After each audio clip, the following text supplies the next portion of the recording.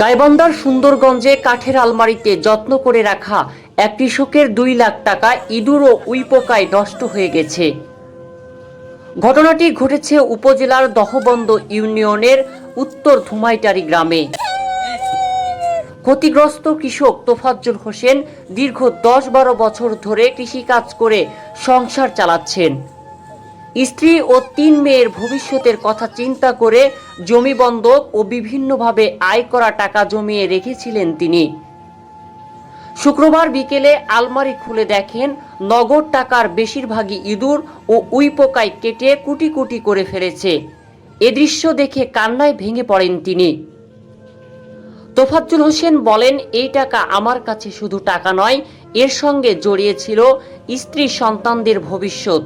আমার সব স্বপ্ন উইপোকা নষ্ট করে দিয়েছে। দহবন্দ ইউনিয়নের 8 নম্বর ওয়ার্ডের ইউপি সদস্য সবেদ আলী ঘটনাটি নিশ্চিত করে জানান, ছেলে মেয়ের বিয়ে ও সংসারের জরুরি প্রয়োজনে তোফাজ্জল টাকা জমিয়েছিলেন।